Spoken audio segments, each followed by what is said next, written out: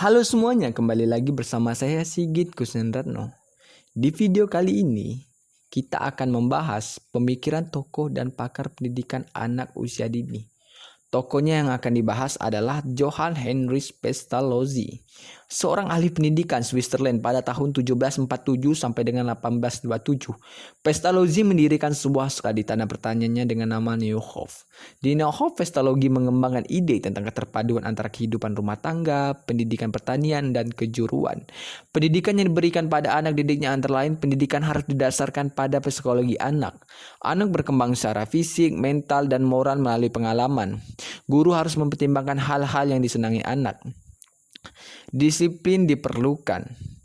Dan intisari dari EVM, teori audiovisual, bahwa EVM dapat mengembangkan potensi lain, seperti daya imajinasi, kreativitas, bakat, dan minat dari seorang anak, karena melalui pengembangannya.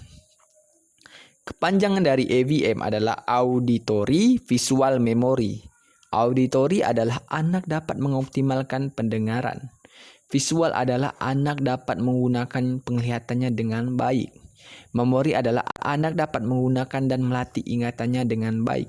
Menurut Pestalozzi, anak adalah pribadi yang memiliki sejumlah potensi yang perlu dikembangkan.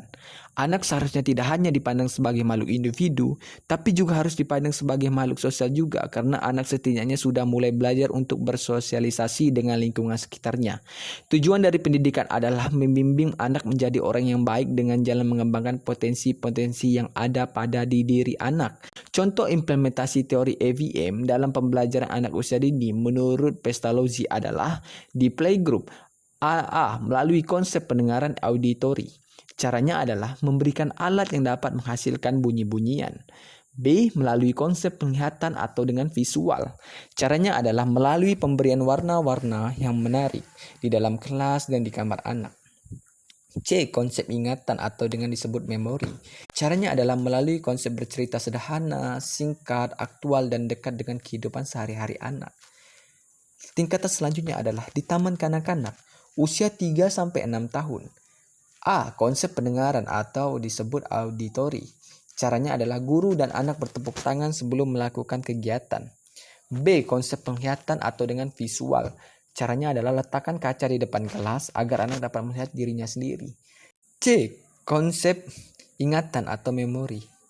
Caranya adalah guru menyebutkan nama-nama bulan dengan melihat kalender. Kemudian anak diminta untuk menyebutnya kembali nama bulan tersebut.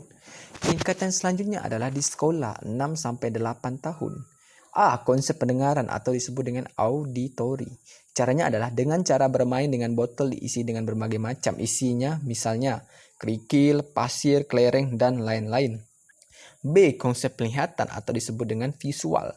Caranya adalah dengan gaya pantomim, anak dapat melihat dan mengikuti gaya-gaya yang diperagakan oleh guru. C. Konsep ingatan memori. Caranya adalah melalui kegiatan menari, anak akan mendengarkan musik dan melihat gerakannya. Mungkin itu yang bisa saya sampaikan. Sampai jumpa di video selanjutnya. Assalamualaikum.